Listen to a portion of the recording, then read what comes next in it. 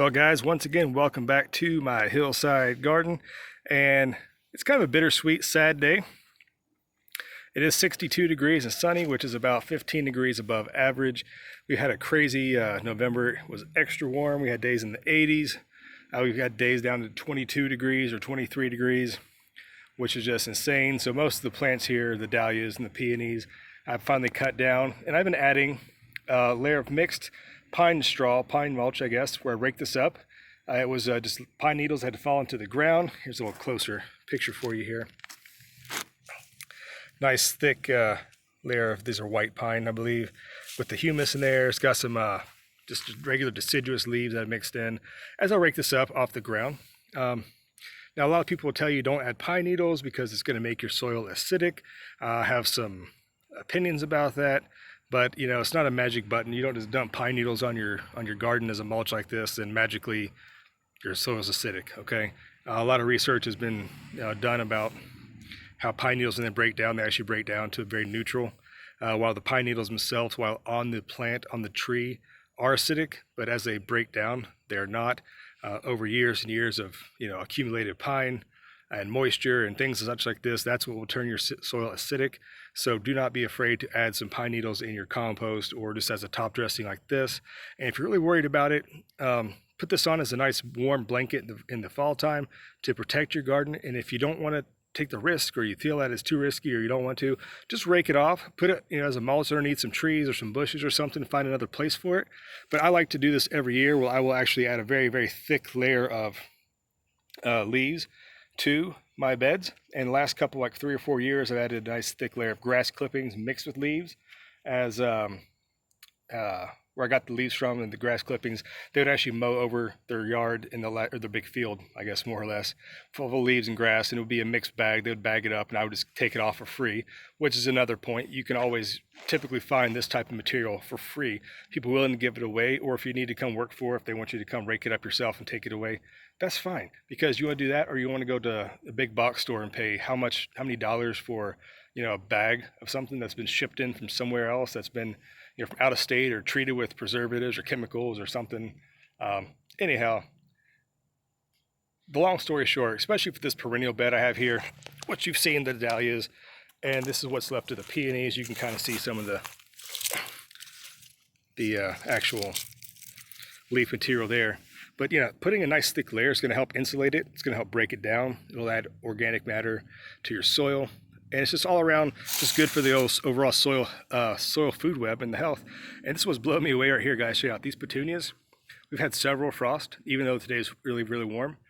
These petunias are still blooming. So even through all the coldness, and this calla lily in the corner, I guess because of their proximity to the house, stayed warm enough that they didn't get quite frosted and killed off.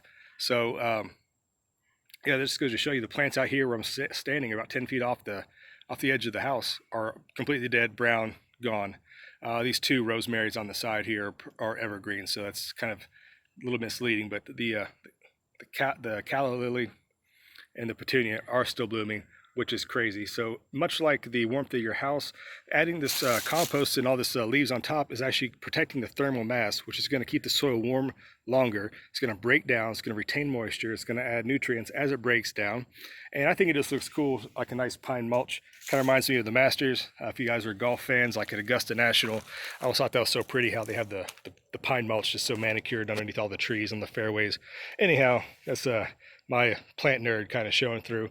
But if you look over here for these canna lilies, the tops are completely frosted out. They're dead. But if you look farther down, they're not quite all the way dead. They're still hanging on for life.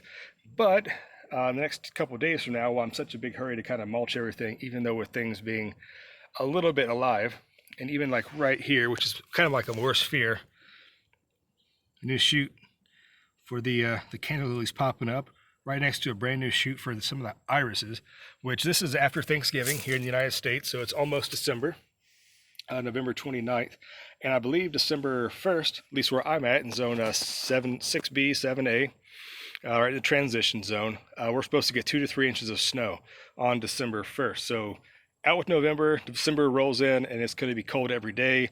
to actually below average temperatures, where we've been above average for about the last couple of weeks. So yeah, so I'm going to kind of hurry to get this on because I want the rain and the snow. It's going to actually start raining, then transition to snow, and then accumulate on top of that. I want this nice material on top of the bed already. That way, as it rains and snows, it's actually kind of packing it down and acting as an insulator from the start. So let me go ahead and show you one thing over here. Another one of my things I was worried about with this recent warm weather, and why I'm actually concerned about mulching this as soon as I possibly can, even though it's still technically not completely frosted and killed off so far yet this fall. So let me go ahead and show you something else. Something else that you actually need to pay attention to as well, especially with bulbs and perennial plants in the fall. All right, so there you go again. These are actually some dwarf cannas that are right here. Only get about 3 feet tall. This little corner looks pretty cool. I got some elephant ears, kind of a little tropical, kind of a little tropical feel. Which, that being said, they do need protection. And you see right here, we have new shoots growing on these cannas.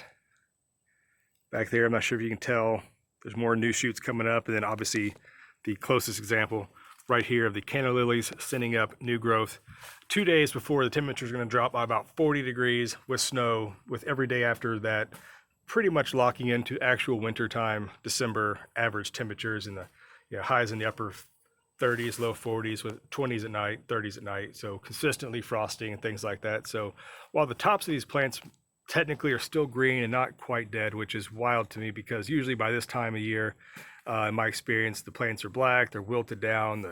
As we had several hard frosts and freezes and things are I can't even think straight. I'm sorry, but right here, I mean, columbines, there's a cabbage. Don't ask.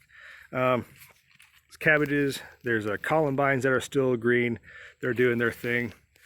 But anyways, like I said, I've collected bags and bags and bags of these. The city gives us these free bags. People send them out on the road for the city to take away. I just drive by my truck or else walk across the street, take them, collect them myself.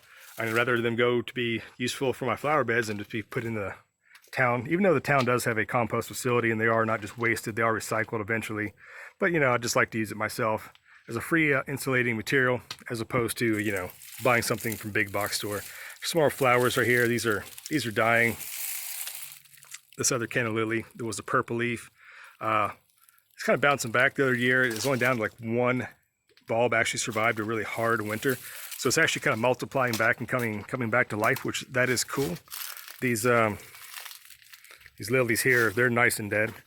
So that's a good thing. But the last thing I want to show you here is these are my 2 figs. I've shown a couple videos on those. I need to wrap these up. I do need to actually mulch these heavily, at least around the base as high as I can, with maybe a tomato cage or something around it, some stakes with some wire to kind of make a leaf cage to insulate them as much as possible, because while they are technically hardy to this zone, both of these did die down to the ground last year, which is normal. It's going to happen, especially in an area that's going to get heavy cold and stuff like that. But anyways, do the best you can with all the resources you can, whether they be pine needles, hardwood leaves, even grass clippings. I would make sure that you don't mat them on, as grass clippings has a tendency to mat. I would try to at least fluff those up or break them apart. And if you're trying to use, hay bales, or straw bales where it comes in the big sections, like the big squares that are compressed, what I'm talking about. You need to break those apart and kind of fluff them up to prevent matting, and it could actually cause more problems than in the long run. So I'm trying to say. So guys, before it gets cold, I need to kind of finish what I'm doing up here, insulating the flower beds. I do encourage all of you to do the same. I bet it's sooner rather than later, as in it's going to be snowing a couple days from now. So I'd rather do this now than wait a couple days. Although some people may disagree, some people may think it's not, you should let them die completely down to the ground. And under normal circumstances, normal years, everything would be dead and down to the ground all the way. But where it got cold, it didn't kill things off. Like this plant, it's still sort of kind of alive. And of course, the dianthus here, you can't kill these things. They're still blooming and it's almost December. So that's always that. But, dahlia right here, completely died back, hit with the frost. They're very, very frost sensitive. So that's done. Lavender is still alive and loving life. That's the Provence variety, in case you were wondering. But yeah, so anyhow, mulch your beds, add that organic material, add the thermal blanket to your beds. They're going to love it. Do it to your gardens, do it to your compost piles, whatever it is. Tons of free resources. Don't let them go to waste. In the long run, your garden, your plants are all going to love it. So there you go, guys, from my hillside. Hopefully you guys are out there getting your beds ready for the winter time and getting to thinking about what's going to happen in 2021. Get some seed catalogs. We're going to start rolling in pretty soon. Get your seed order, your ideas, things like that. So just because it gets cold doesn't mean you can't garden, or it doesn't mean you can't at least think about gardening. All right, guys, until the next time I see you, you guys take care, stay warm, and we'll see you next time here on the hillside. Bye-bye.